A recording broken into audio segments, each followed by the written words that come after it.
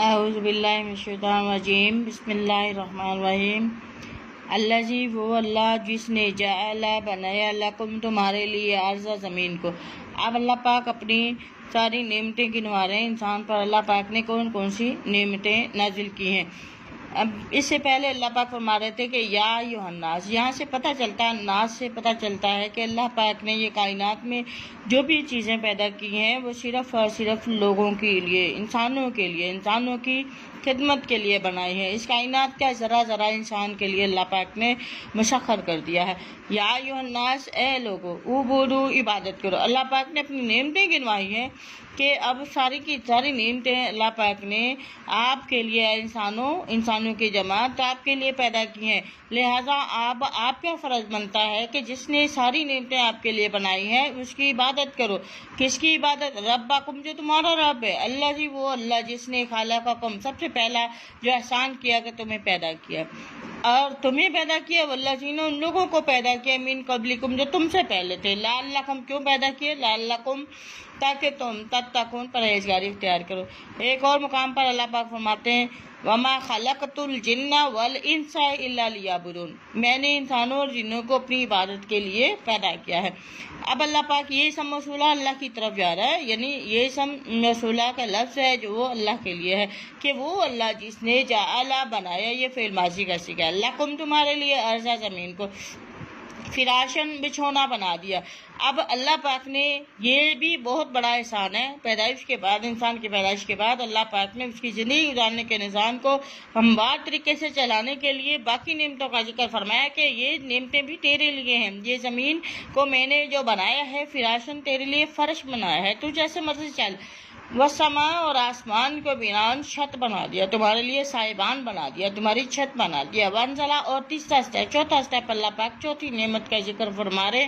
وانزلہ، اور نازل کیا، من السماء، آسمان سے، جو اللہ پاک نے آسمان بنایا ہے اور آسمان سے پھر کیا کیا، نازل کیا ہے یہ پانی، پانی کو کہتے ہیں، پانی نازل کیا، وہ بھی انسان کے لیے، اللہ پاک نے اپنی مخلوق کے لیے۔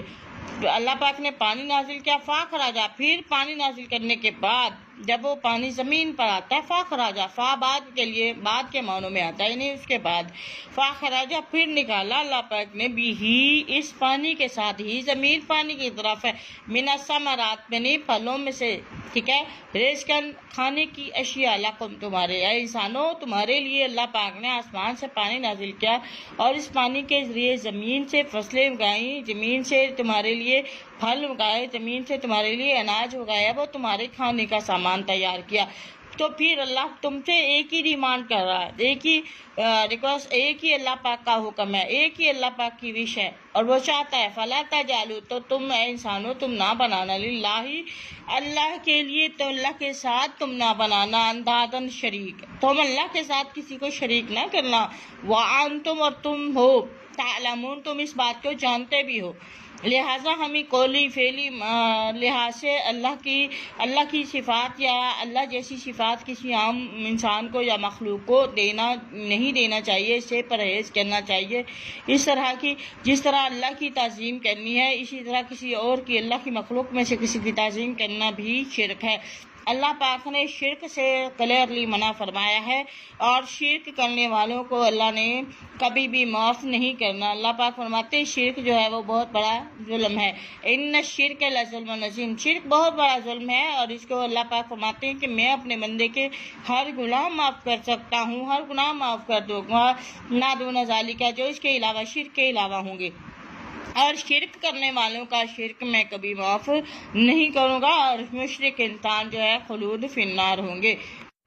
یہاں پہ تو انسانوں کی بات ہو رہی ہے، لیکن اللہ پاک کے جو باقی جاندار پیدا کیے گئے جاندار، چھوٹے چھوٹے چرند پرند بھی ہیں، وہ بھی اللہ کے ساتھ شرک نہیں کرتے، کسی انسانوں سے بڑی، اپنے سے بڑی مخلوق سے ہیلپ نہیں مانگتے، بلکہ وہ صرف اور صرف اللہ سے فریاد کرتے ہیں۔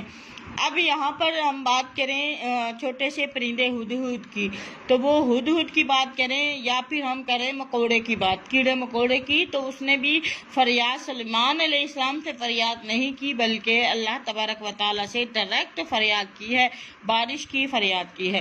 تو یہ ہمارے لیے بہت بڑا سبق ہے کہ ہمیں بھی اللہ سے ہی مانگنا چاہیے، اور جو اللہ کی تعظیم ہے وہ کسی دوسرے کو نہیں دینی چاہیے۔ جو کام، جو تعظیم، جو عزت اللہ کے شایان شان ہے وہ ہمیں اللہ کی مخلوق کو نہیں دینا چاہیے۔